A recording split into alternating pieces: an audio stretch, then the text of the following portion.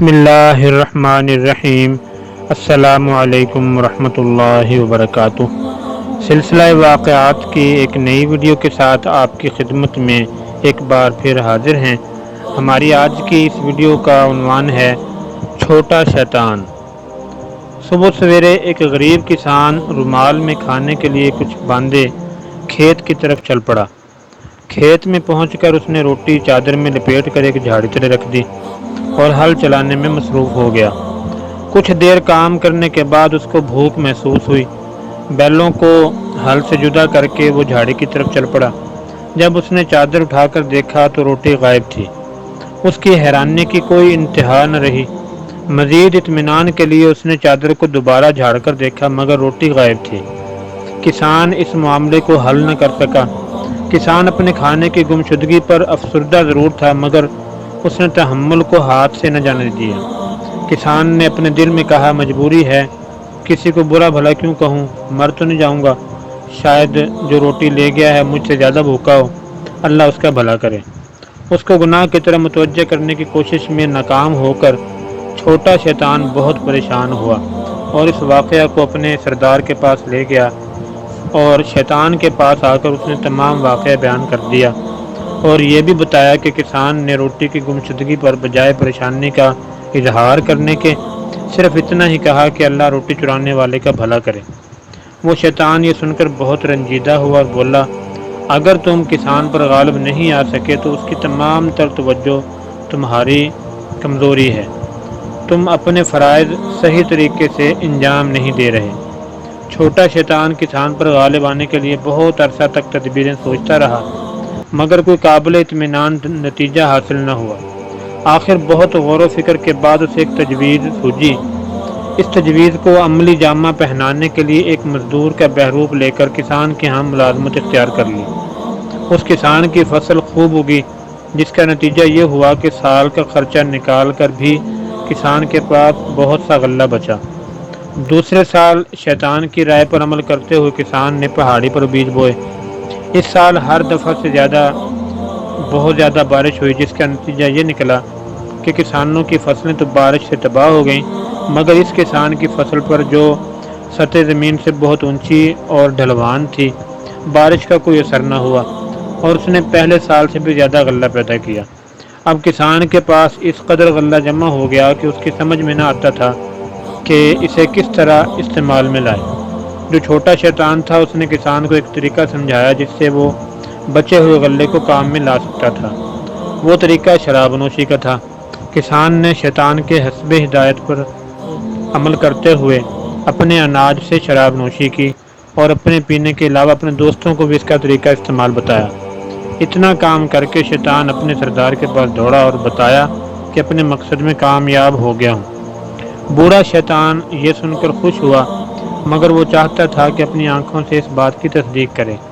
چنانچہ وہ دونوں کسان کے گھر آئے اور دیکھا کہ کسان نے اپنے دوستوں کو بلا رکھا ہے، جام پر جام چل رہا ہے اور اس کی بیوی سب کو جام دے رہی ہے۔ ایک مہمان کو شراب کا پیالہ دیتے ہوئے وہ میز سے ٹکرا گئی جس سے شراب کا پیالہ زمین پر گر گیا۔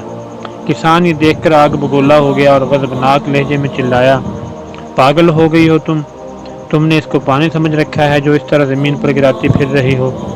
شیطان اپنی کامیابی پر خوش ہوا اور خوشی کے انداز میں بولا، دیکھو استاد، یہ وہی شخص ہے جس نے آج سے کچھ عرصہ پہلے اپنی روٹی کی گمشدگی پر اظہار افسوس اور دکھ کرنے کی بجائے بھوکا رہنا قبول کیا تھا۔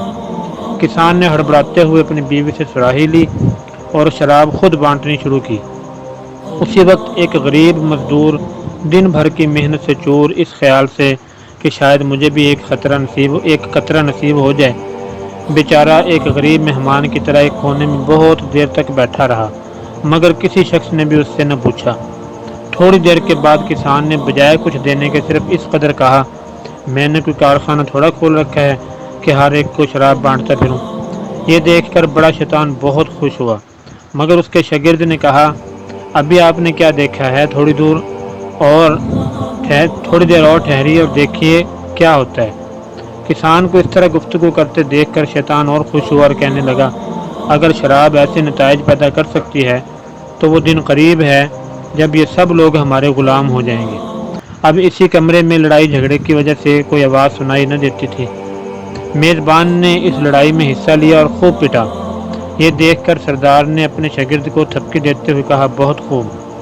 شاگرد نے پھر فخر کے لہجے میں کہا، سب سے قابل دید حصہ بھی باقی ہے، تھوڑی سی اور پی لینے دیں پھر دیکھیں تماشا۔ آخری دور کے اختتام پر ان کی حالت وحشیوں سے بھی بدتر ہو گئی اور ان میں سے ہر ایک نشے میں مست، ہر کوئی ہانکنے لگا۔ تھوڑی دیر کے بعد مجلس خراب ہوئی اور انہوں نے اپنے اپنے گھر کا رخ کیا۔ دوستوں کو دروازے تک پہنچانے کے لیے اٹھا کے دہلیز پر منہ کے بل گر پڑا۔ اس واقعہ کو دیکھ کر بڑا شیطان اور بھی خوش ہوا اور اپنے شاگرد سے کہنے لگا، خوش رہو میرے بچے، یہ شراب کی ایجاد خوب رہی، بتاؤ تو صحیح اس میں کیا ڈالا تم نے؟ مجھے تو ایسا معلوم ہوتا ہے کہ تم نے یہ چیز وحشیوں اور درندوں کے خون سے تیار کی ہے، تبھی تو پہلے وحشیوں کی طرح گفتگو کرتے تھے اور بعد میں لڑنے مرنے پر اتر آئے۔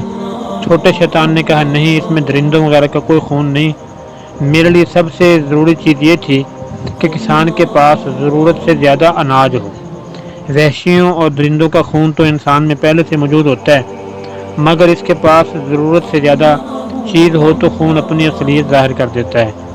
اب دیکھیں، پہلے کسان کے پاس کچھ بھی نہ تھا، یہی وجہ تھی کہ اس نے اپنی روٹی کی گمشدگی پر صبر کا اظہار کیا، مگر جب اس کے پاس ضرورت سے زیادہ اناج ہوا تو اس نے کہا کہ اس کے ذریعے سے عیش کرے۔